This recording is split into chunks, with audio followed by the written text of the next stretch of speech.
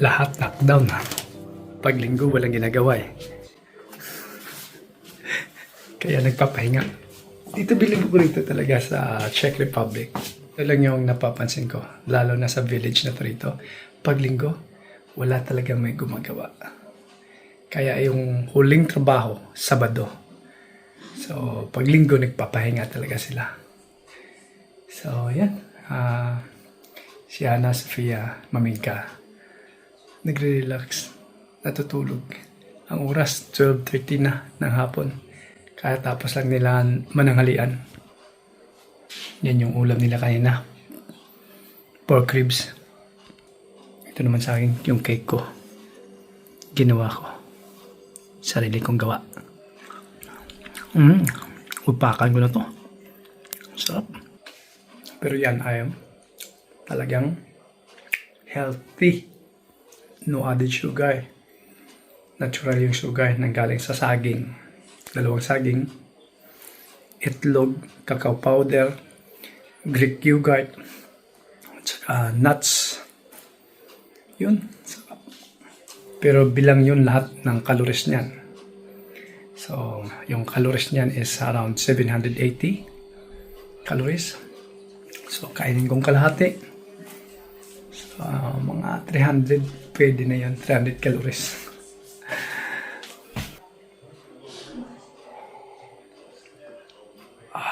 Plus kape. Sarap talaga. Ay, sarap ng buhay. Sunday. Ito yung dito nagbababad si Sofia. Pilit na pilit niyang gawing maging tan. Yung kanyang balat. Siya din naglalagay ng tubig dyan. Nagpapaaraw siya palagi dyan. Ayan. Ganda ng panahon. Pero at least bumaba na yung temperature. Tama, nakakula naman ako kasi yung hangin, yung dampi ng hangin, medyo malamig na naman. At least, di ba? Nag-break time, kumbaga yung heat wave. Good morning, Tito and Tita. Today I have my swimming camp. I will be gone for a week, so if you see them not in like none of the Tita's vlogs, then just so you know. So when are you coming back? I think Saturday. Sunday? Saturday, right? Saturday? Yeah, 16th. Is it Saturday 16? Yeah, Okay. because if today's the 10th, then so 16th. Yeah, so isang linggo. So, summer camp. Swimming summer camp with her swimming club. Yeah. So always be careful. Take care of yourself. Always remember the Lord. Always pray that Okay. God will protect you and keep you safe. Okay. Okay. Tita. Pang isang linggo. So ihatid ko lang siya rito. Ito yung kanyang swimming club building. At yun, hatid ko lang siya at uwi na rin kagad ako. Say bye, Pinkay. Bye. Take care, okay? Okay. Yan yung bus nila, oh.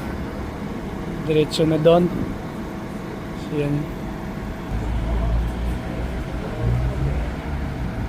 Ang dami din nila, no? Oh, isang bus.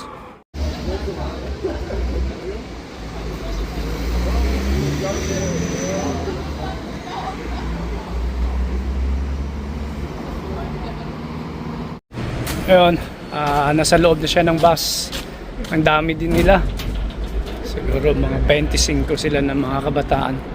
So ito na yung pangalawang beses ni Sofia na nag-summer camp siya sa kanyang swimming. Ang mahalaga, nag-i-enjoy siya. Yung friendship.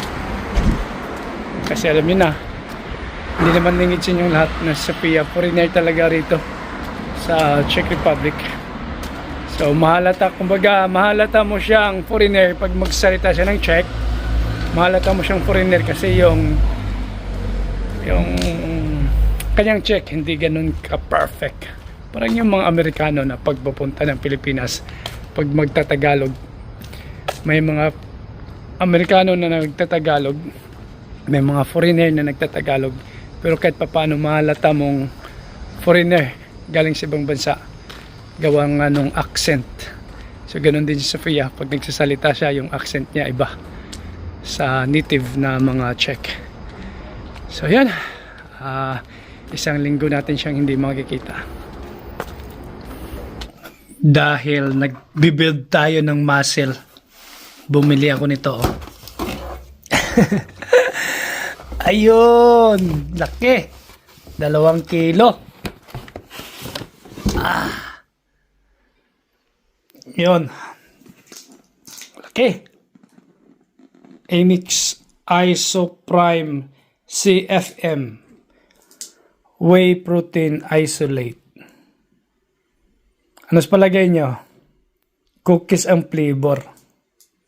Yan.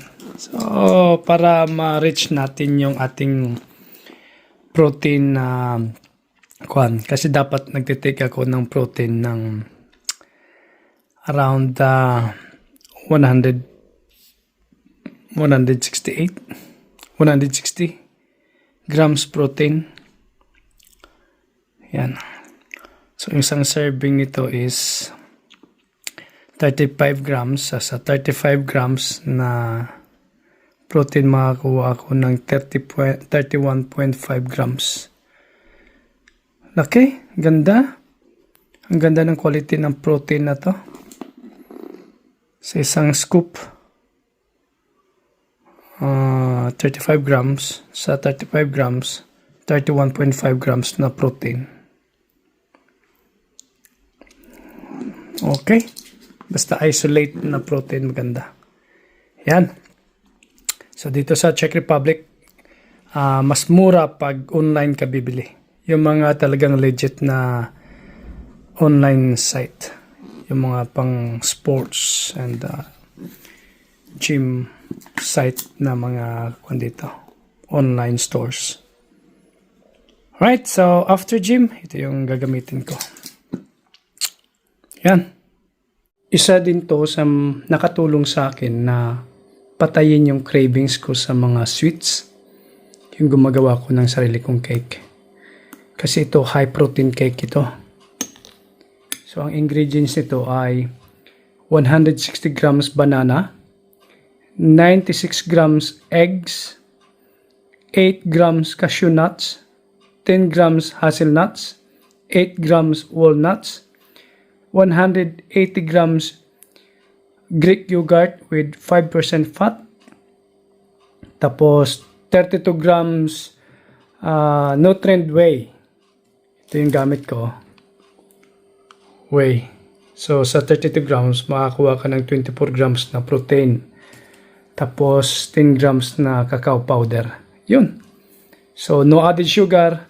Yung sweetness niya nanggagaling sa banana, tsaka sa cacao, at hazelnut, mga nuts.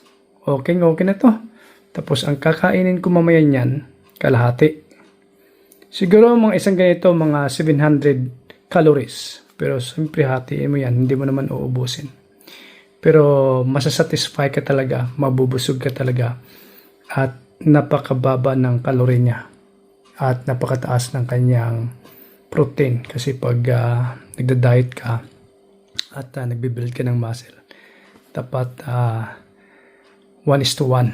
So, ang bilang ko kasi, kung ako ay nasa 148 pounds, so 148 protein grams din ang dapat makukonsume ko sa isang araw. Yun ang aking bilang. Sa iba naman iba. Pero ako 1:1.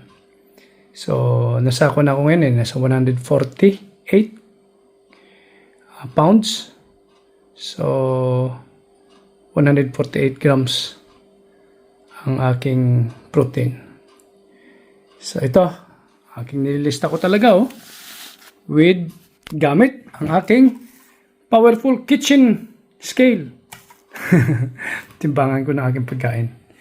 Ito yung cake ko. Ito yung breakfast ko kanina. Yung breakfast ko kanina, 200 grams yogurt, 32 grams nutrient whey, 160 grams mixed berries. Talagang healthy. So, meron siyang 393 calorie all in all sa breakfast ko. Sa 393 calorie, Meron akong 46 grams protein, 24 grams carbs, 12 grams fat. Ayos, di ba? Talagang bilang na bilang ni Japit Boy. Pero dapat hindi ako susobra sa 1,800 calories a day. Para meron talaga akong 200 calorie deficit. Kasi yung maintenance ko para is 2,000 to 2,100. So, okay. I-bake ko muna to. Kuha tayo rito kahit isang gherkins lang para ulamin natin. Mukhang naubusan ni Maming ka-harvestin at ginawa niya ng kwan. Parang hindi naman kumpot. Oh, may isa pa rito.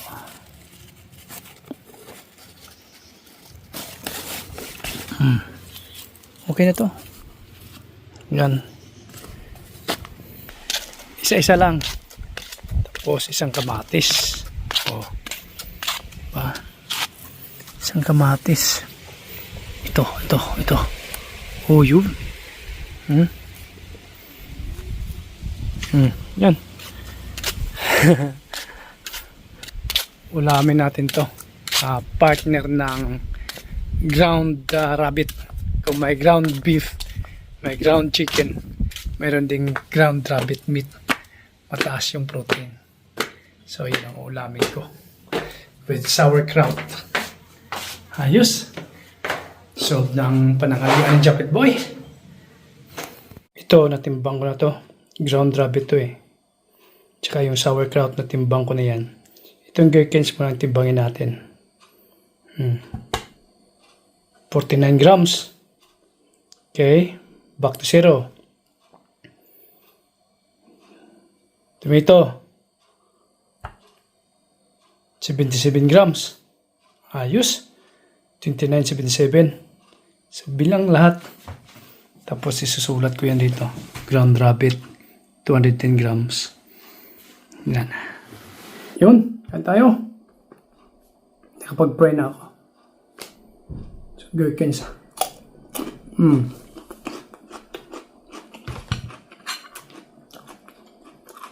Ito masarap dito yung sauerkraut. Talagang pampabawas to ng sabi na.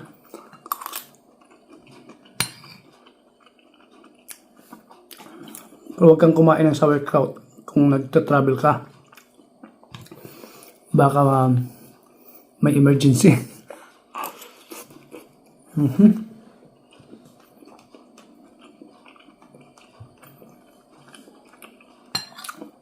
Si Sophia, katitext lang, nandoon na sila sa kanilang hotel. At mag-i-enjoy talaga siya doon. Okay. Kain muna ako. Papakita ko sa iyo yung aking cake. Init pa. Sarap niyan. Talagang natural. So, yan ang aking merienda mamaya.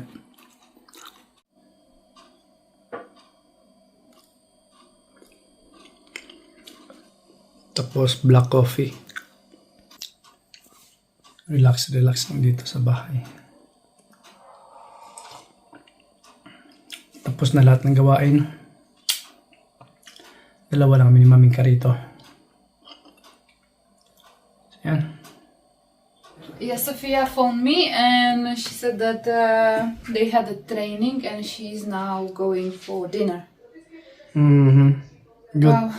So what did you receive? No, I just bought that protein isolate. That's good for post-workout. It's cheap online, so it's really good. Yeah. So Hannah just came home from work. So you're learning live the life in Czech Republic now. Yeah, I'm a Czech citizen already. Yet. Live like a local. So, cheaper. Maraming mga stores dyan na mabibili mo yung mga whey protein. Pero dahil siguro nagre-rent sila ng pwesto, so medyo mahal. Kaya pag online, so ang ginagawa ko online para iwas scam. ini-scan ko siya sa Google. Tapos tinatanong ko yung Google kung legit site. Pag recommended ng Google na legit site, nag-order ako. So, yun ang ginagawa ko rito sa Czech Republic para walang scam. Yun.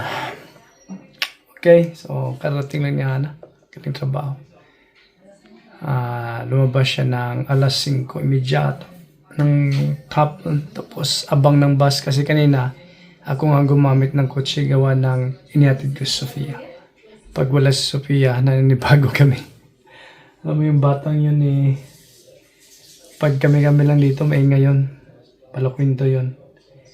At pag kami nagkukwentuhan dalawa, minsan 2 oras, 3 oras, yung kwentuhan lang namin bilang magtatay. Nagsishare siya ng mga kung anong nangyayari sa kanya, sa labas. No secret talaga siya sa akin. Kahit kay Hana.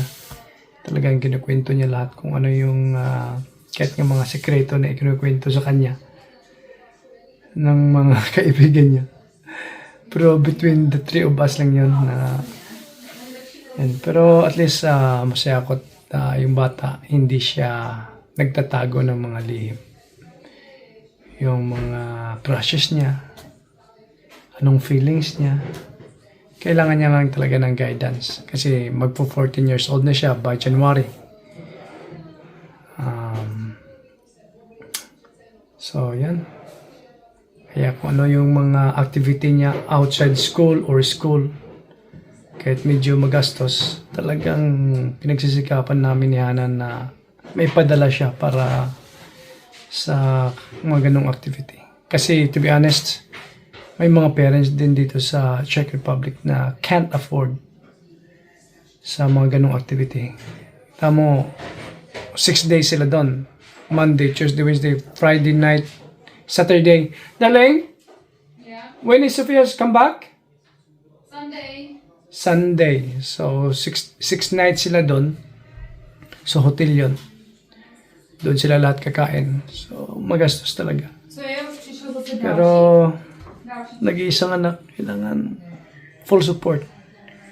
At least sa kanyang paglaki, masabi niya na yung kanyang parents talagang full support sa kanyang mga activities. So, yan lang muna ang update namin. And see you next vlog.